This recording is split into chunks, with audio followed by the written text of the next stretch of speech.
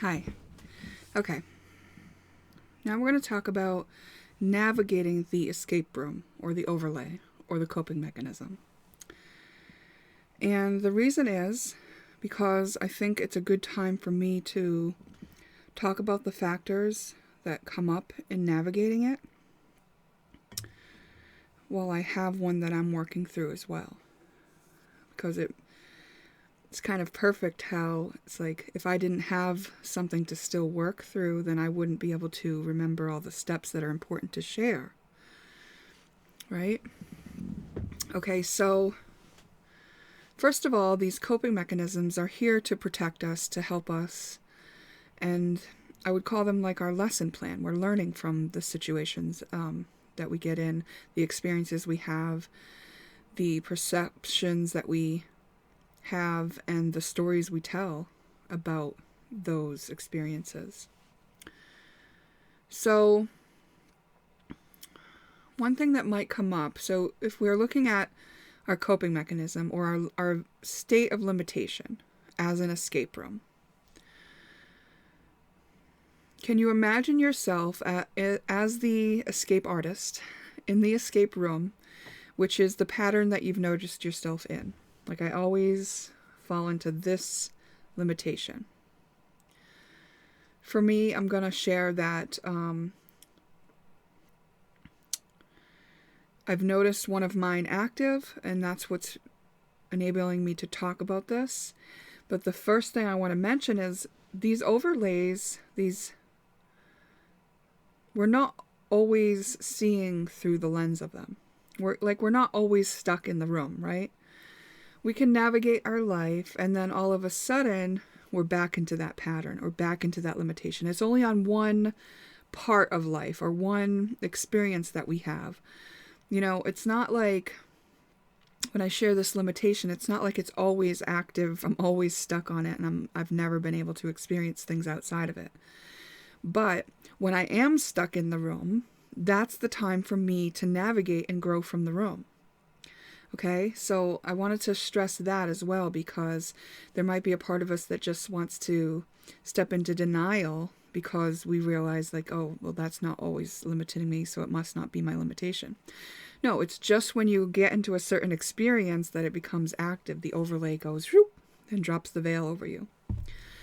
So for me, the one that I'm currently working through is this sort of like lack of wanting to engage with others. And through my own experience, I know why it is. First, I've acknowledged it many times before. And I was content with it being how it is. But now I understand life has put me in this position where it's going to start affecting my work if I don't address it. So on a social level, I was fine with it. I was really happy and content. But then once it starts affecting my career, it's the only way that I'm willing to kind of get out of the room. I'm willing to escape the room now.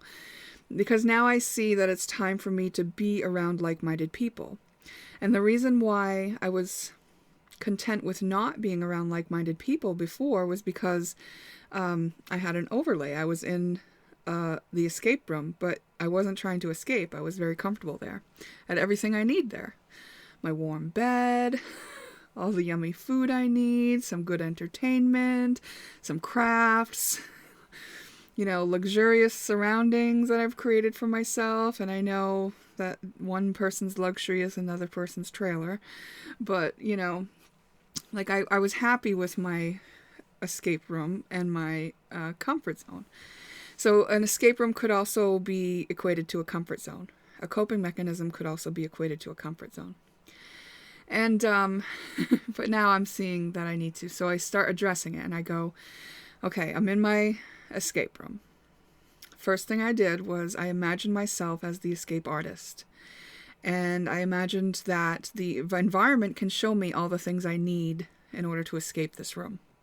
So I pictured myself in the room and I said, highlight all the things that I need to know to get out of this room, right? So I'm using my visualization and I'm using my tapped in to the all ability, right? Like I know my intuition can see exactly what I need to do.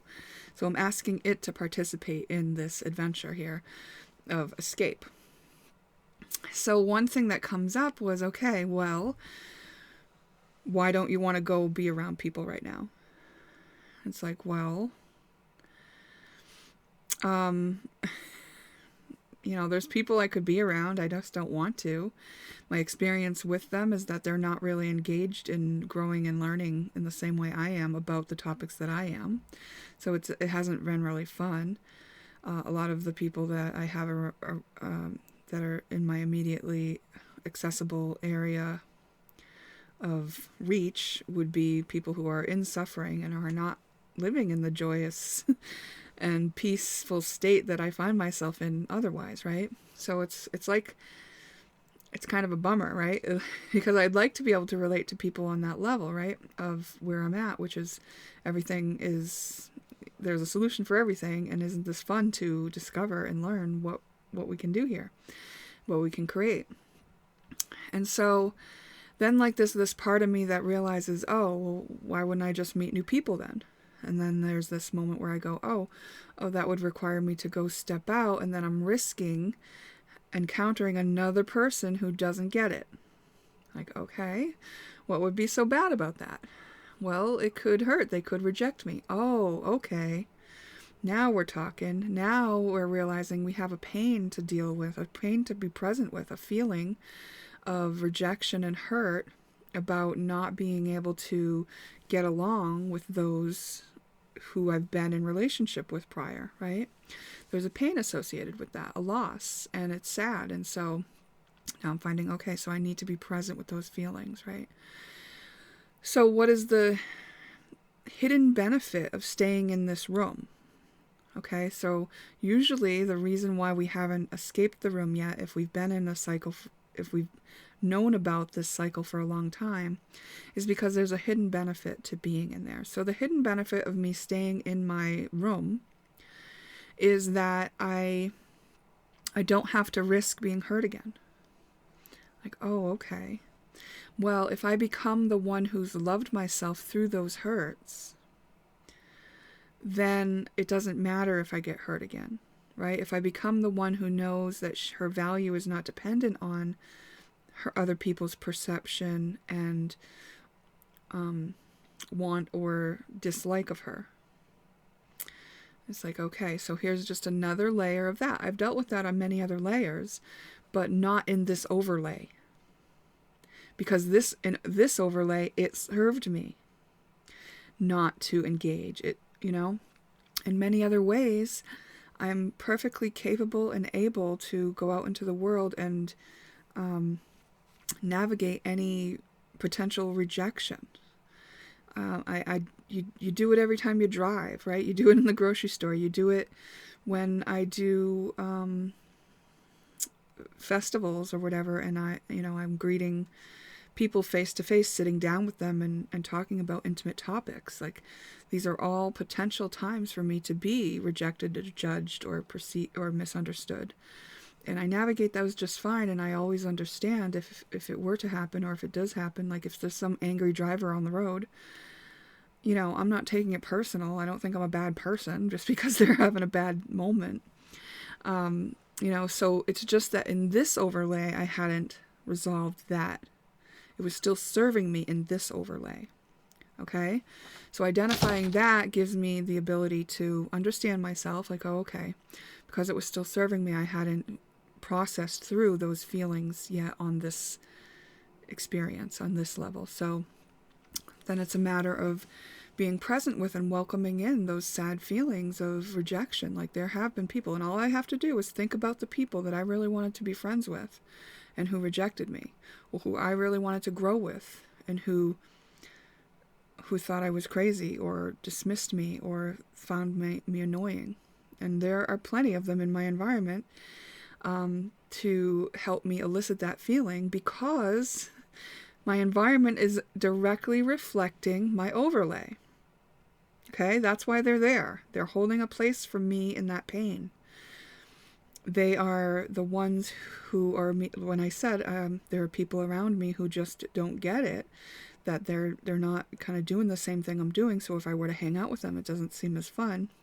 Those are the people, and they're literally there in response to the overlay I'm holding. if I integrate this overlay, or when I integrate this overlay, those people are not going to be, there holding a place for me as the ones who find me annoying. Because they're not even, there's going to be other options for me, right? They're not even going to be the only ones around me. They'll have many more options, so that those won't be the people that I think as the only option to spend time with if I wanted to spend time with other people, you see? So, acknowledging that it doesn't always happen, that it's just in circumstantial, environmentally appropriate times when the overlay or the escape room is active. And then that there are hidden benefits to being in there, that it's sometimes very comfortable, it's known, right? We're not stepping out that door into the unknown. If we know what's in this room, we know what we're working with, we know what to expect, and we know that we can handle it because we've been handling it. Okay, so another thing is, we talked briefly in my other video about pride being something that could keep us in the escape room. And pride would be one of those things where we're looking outside or caring what other people think. So it's just like what I said in my own issue was, but in another way. It's like if I had said to those people, I don't know what it would be. What if I had told those people, I'll be loyal to you forever, and you'll be my only friends? And then, like, my pride said, oh, I already told them something, and I don't want to go wishy-washy on my word, so I'm going to have to stay with this, right? Like, that would be a prideful thing. It's acting like we can't be wrong. It's acting like we're not growing or learning. Pride will literally keep us stuck, because pride is stuck. Pride is a capped out space in the frequency scale. In order to escape the lower realms, pride is at the top. Having pride is a good step, but then you realize there's something much bigger than you. You have courage to go into that space which is unknown by you. Pride can't come. Courage is the vehicle that takes us through that leap of faith. So we have to deal with any prideful issues, and prideful issues can also be, oh, poor me, oh, woe is me, oh, this always happens to me, or my family, this is just how it is, or it's too hard, or, anything like that. When we have, some things in our escape room could be the idea, the story that we're telling. So the story might be that, oh, I didn't get the attention I needed when I was a kid, except for when I fell down and scraped my knee. So when I'm a patient, then I get the attention I need. So because we told that story and have that as our overlay, now we are reluctant to give up our status as victim, because victim is the only way we feel we get our needs met. So while we're in this room finding this out, we go, oh, well, I have a need to have attention and love. This is my invitation to give myself attention and love. I'm the one who needs the attention and love. And look, here I am an adult, and I can give myself that attention and love now. So I need to tend to my own boo-boos. And it doesn't mean that I won't seek professional help where needed. It does not mean that at all. I'm not shaming or blaming someone or telling them that they don't deserve to have someone outside of themselves care for them or help them with the issue they have. But if it's something that we can caretake in ourselves, if the physical ailment is a manifestation of our utter need and lack of fulfilling our own emotional need, and it has gotten loud enough to manifest in such a way that we are now looking to outsource that help because we've ignored our own emotional body for so long, it's now screaming.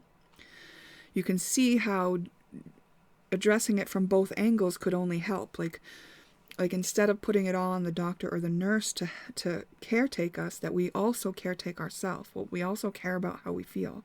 We also accept fully and be present with any emotions of feeling like we didn't get enough attention. Because as we do that, we're going to allow ourselves to heal the issue from the inside, as well as getting any care we might need from the outside. So anything that we can do in the way of caretaking ourselves first, or in addition to, is very important. So that might come about based on the realization of a story we're telling ourselves about how to get our needs met, or what we need to do, or how we need to behave. If it's like, I need to behave this way so that a society accepts me. But this way that you're putting on a mask to pretend that you are is not really how you are. Maybe you have a different feeling or thought about that topic. But because society has expected you to go along with what they say, or someone in your family maybe, you're willing to put that mask on and ignore how you really feel. Well, the more that you can acknowledge how you really feel and be present with how you really feel, the better you're going to feel. Because when there's this difference between what the outside wants from you and what the inside wants from you, what you want from you and what they want from you, that's anxiety right there, right? That doesn't feel good, because you're split. You're splitting your energy. And instead of splitting our energy and trying to be both extremes, it's kind of nice to come into the middle and know that we can be both things. We can be who we are in ourselves, and then they're going to have their perception of us either way. And whether they agree with us or not, it doesn't change who we are, because now we know who we are, because we've taken the time to be with who we are and love who we are. So now, whether they love us or not, we still love us. It's all about caretaking ourselves in this room. So what other clues? Maybe we have like an internal voice of the parent kind of like backing up it's my body kind of needs rest, but I can hear my mom or my dad's voice saying, be busy, you need to get some stuff done, don't be so lazy, why are you always procrastinating, that's not going to get done without you, be productive, be busy. And it's like, so now whenever you try to rest, you feel awful about it, because there's this voice in your head saying like, you don't deserve rest. The important priority should be this other priority. When your body is screaming for rest, and then that voice is telling you what, like your parents said, to not rest at that time, here's more anxiety. Here's like a dissonance between who you are and what you really need and feel in real time, and what the program, the overlay, is trying to tell you. So what within this room, you have to rectify with both. You kind of have to say, well, guess what? Like, now I am an adult, and now I'm realizing the importance of respecting my body and its need for rest. And it doesn't mean that I'll never get anything done, but it does mean that right now I require rest, and I'm going to respect that for myself. And if that makes me feel sad because now my mom is disapproving of me or thinks less of me, then I'm going to have to deal with that feeling. I'm the one who loves myself even though my mom doesn't understand when I need to rest. I'm the one who loves myself even though my dad feels disappointed when it looks like I'm being lazy to him. I love myself enough to respect myself and give myself the rest I need. I know that I'm the one responsible for navigating with this body and giving this body what it needs. So all the things that are in your room, in your overlay, are going to want to be like looked at and addressed and get them on board, right? So maybe you can say to that voice, well, hey, mom and dad meant well, but they, can you see how they didn't actually understand that as a whole, like part of us succeeding in life is getting rest that we need. And so would you mind kind of like just making sure that we get the rest we need instead of listening to them, now listens to this whole unit we have, this community of cells here that are working to get out of this hell that was created by that old story, that we needed to sacrifice things that we need for what other people expect of us. It's just kind of like reasoning or understanding yourself, and kind of just getting all these parts, and maybe the story needs to be changed, right? Like maybe you need to see 3 ways that the opposite is also true than the story you've been telling. Like, okay, the story I've been telling is that if I'm not busy all the time, then, I'm lazy. Like 3 ways the opposite is also true. Well, actually, if I run myself ragged, then I always seem to get a cold, and then I'm put out of commission, and I'm miserable, and then I get everyone else sick. So that is kind of irresponsible and rude, and actually, like, puts a lot of damage into the whole community of people who are trying to also achieve things. So by spreading illness because I've run myself down, I'm actually doing a great disservice to humanity. You know, there's one way it's not true that I shouldn't rest. You know, and think of 3 ways why the opposite is also true. Let's see, another way. Well, it's not true that I'm not productive when I don't rest, because when I rest, I get all my best ideas. When I rest, I realize all the genius solutions to any problem that I have, and I'm able to implement it very easily. Like, okay, there's one way that it's not true that I'm being lazy or wasting time when I'm resting. A third way that it's not true that I'm being lazy when I rest. Well, on a whole, humans require rest. It is actually something that is known widely by humanity that rest is required for animals. And I'm one of those animals that needs rest. And why would we be created as something derogatory like lazy when it's actually for our own well-being and our health? Okay, so it's not true. I do require and deserve rest. It's like, can you tell yourself the things that are the truth, you know, in the opposite way, so that you can kind of balance out and loosen up on that story that you're telling, and realize that that story isn't the only answer, right? That isn't the only truth that exists. There's a bigger truth, which involves both sides of the story. So once you've kind of like looked at all the things in this room, ask everything to get on board with the main goal. What is the main goal? Well, in my case, the main goal would be to have some new experiences so that I can meet some new people. So I'm asking that part of myself that was scared to be rejected again or be hurt again, if it would be all right if we had some new experiences and took that risk, you know, but also like just put ourselves in the mode of having good esteem and confidence and understanding that we can handle ourselves no matter what, and that we don't need the friendships, but that we would open ourselves to them. And you know, I can feel internally that part of me saying, yeah, sure. But if you, when you have that ask of all the parts inside of your story or inside of your room, and some of them are like, no way, that's too risky. Like, those are the ones you want to talk to more. So it's like, okay, you know, I don't have my part is all on board, but like, let's pretend she was like, no way, it's too risky. Let's talk to her.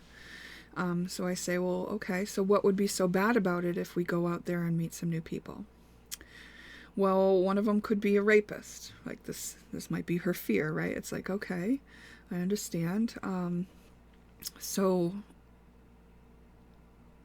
if one of them was a rapist, what would you need in that moment? Well, I would need to be discerning. I would need to sense. I would need to have access to my intuition in that moment. I might need to have my pepper spray handy. It's like, okay, those are things that you could do. Is it true that everyone that you encounter would be a rapist? It's like, no, that's not true. Okay. And is it true that you're going to put yourself in a risky situation? Like, are you trying to be around one person at a time, or are you going to go meet like in a public place where there's a group of people?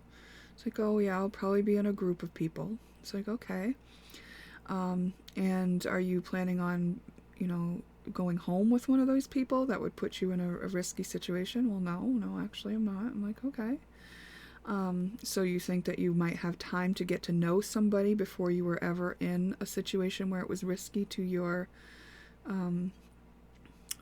being raped? And it's like, oh, well, yeah, actually I would definitely be getting to know somebody a lot better before I was alone with them in a position where I could be at risk. So I definitely have my discernment about that process and a real good understanding of what their energy felt like and their intentions felt like. So, oh, okay, I see. Yeah, I see I could trust that. And then like see how I've talked that part of me into the reassurance that we can handle it and the understanding of her fears. It's like, I appreciate that part of me. That part of me wants to keep me safe. So then I say to that part of me, well, could you just kind of make sure that we're discerning and that we take that pause long enough to discern before we navigate into any of those situations that could put us at risk and be vulnerable? It's like, yes, I can do that. Yeah, I can make sure that that's something that we do. It's like, oh, great. Now that part of me is fully on board with the process and the goal of going out and meeting new people, because now that part of me has been redirected into a more appropriate focus for her, which is that her job is to make sure we take the pause and discern before we go into any situations where we'd be too vulnerable to protect ourselves, and also to utilize our wonderful intuition to know if we're going to be safe in that situation. Two things that we know that we can count on. If parts of you don't know that you can count on your intuition, maybe that's something you work on before you exit that escape room. You work on trusting your intuition. So you do some of those intuition tests, some of which I've done on my YouTube channel, but many other people have done intuition tests. And just kind of practice with it and get to know your own intuition before you attempt to go into these places where you don't trust yourself to navigate or feel safe, or to know the risks of danger. So it's really important to kind of just caretake all these parts, get all the parts on board. And so, like, however that works for you, whether it be a feeling or a visualization, or, you talk to yourself through it, whatever it is for you, that's the basic goal, is to kind of get everyone in the community of the room, all the moving parts, all the clues, all the keys, ready to exit the room. And so exiting the room might mean that we'll want to have the good self-esteem, the good self-care, the ability to trust our intuition, and the willingness to take responsibility for caretaking ourselves through whatever we encounter as we navigate further in our journey. And the ability to be present with what it is, and also the willingness to be curious, to let our curiosity lead us, to let that inner urge for wanting to know more, for moving forward, for learning, for exploring, for creating, that part of us be honored as well as we navigate outside of this escape room, this overlay, this coping mechanism, because we'll be in a much more free space, and those are the tools that we need to navigate free space. The willingness to be present, the healthy level of self-love, self-care, self-regard, the healthy level of understanding what we will and won't agree to in how we're treated, the discernment, the presence, and the willingness to listen to and take action on our intuition. And I think those are all the important steps. Let me just go through my mind now of what I'm feeling about escaping my room. So if I'm escaping my room, I feel pretty on board and happy to go into new situations as I am now. Completely able, not at a loss for ideas about situations that I could navigate into as well. Like all kinds of ideas of things I can do that are new are coming into mind right now that I could, go to today. And just like this willingness to go forward into the unknown. I don't know what this experiences have for me, but I know that I can handle them because I've taken all the parts of me from the room that have learned everything they've learned through every cycle they've been in. And I know what's important to me. On a whole, I know my strengths, like my intuition is a strength. And I know my weaknesses. And my weakness is that, I don't want to hurt people. So sometimes I might be too nice or something like that, right? I'm going to be discerning in those cases. I'm going to go, okay, yeah, navigating how much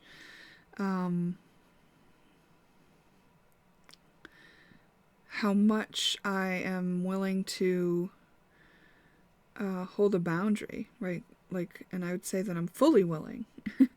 And I'm probably going to hurt somebody, but I will do it by mistake if I do it, because I just know that I'm going to err on the side of like putting a boundary rather than allowing somebody to trample me.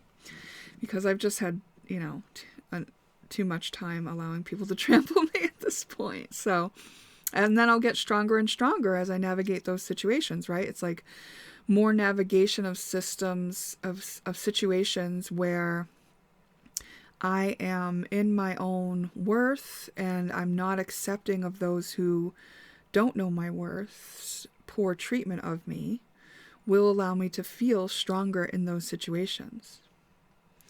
And I would say, like, that's a wonderful thing to be learning. I don't mind learning that. You kind of learn about what other people's weaknesses are too, so that you can navigate more easily, and also puts me in a position to be more wise when it comes to helping my clients, because it's through a wider array of experiences that I have more wisdom about how to navigate those experiences. So it's all happening for me, like I can't get it wrong. So I'm certainly willing to navigate. And definitely, even though the benefit of knowing what my weakness is so that I can be discerning and so that I can navigate knowing it, right? So it's a beautiful thing. And let me know if you have any questions or encounter any difficulties in navigating out of your escape room. It's just information to reflect on, so just take what's helpful for you.